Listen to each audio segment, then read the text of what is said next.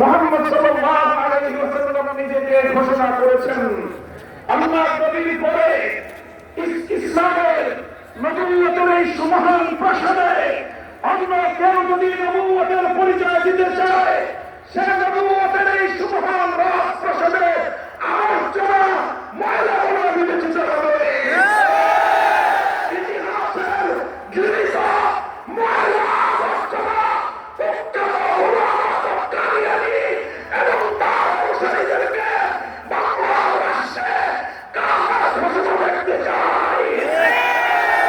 পরিষ্কার বলছি, আমরা 2013 সালে নবী প্রেমিক তাওহীদি জনতা শাপলা চত্বরের রক্তের পর 24-এর যে বিপ্লব প্রতিষ্ঠিত হয়েছে, সেই বিপ্লব পরবর্তী বাংলার মাটিতে কাদিয়ানীরা মুসলিম ঘোষণা হতেই হবে, হতেই হবে। সরকারগুলোকে বলতে চাই, আমাদের পূর্বপুরুষ খতিব ওবায়দুল হক, শাইখুল হাদিস আল্লামা আজিজুল হক, সৈয়দ ফজলুল করিম পীর সাহেব চরমনাই, মুফতি ফজলুল হক আমিনী থেকে আল্লামা আহমদ শফি রহমাতুল্লাহি আলাইহি, জুনায়েদ বাবু নগরী, সকলেই কাদিয়ানীদের খতমে নবুওয়াত, এই কাদিয়ানীদের অমুসলিম রাষ্ট্রীয় ঘোষণা শুনে যেতে চেয়েছেন, দেখে যেতে চেয়েছেন। দুঃখ এবং পরিতাপের বিষয়, বাংলাদেশের সরকারগুলো এই কথা রক্ষা করতে পারে নাই।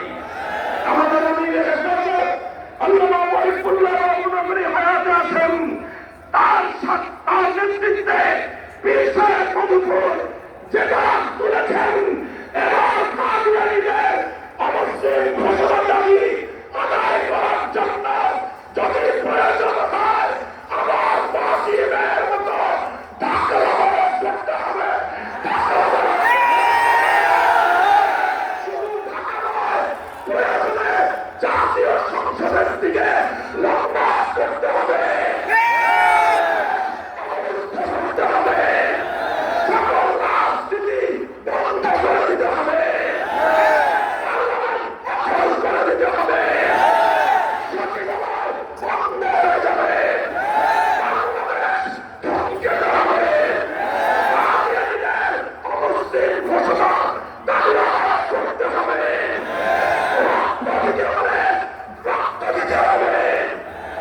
জীবন দেওয়ার জন্য, খতমে নবুওয়াতের দাবি আদায়ের জন্য মাথায় কাফনের কাপড় বেঁধে সৈনিক জানে যেতে কারা প্রস্তুত? ইনশাআল্লাহ এ দাবি আদায় হবে। আর যদি সরকারগুলো দাবি আদায় করতে ব্যর্থ হয়, আগামী দিনে আমরা পার্লামেন্ট গঠন করব,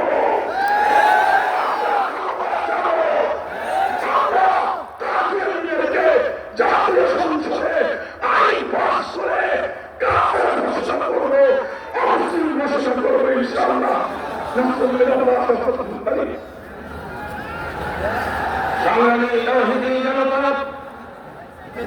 এই উত্তাল জনসমুদ্রে এক পর্যায়ে বক্তব্য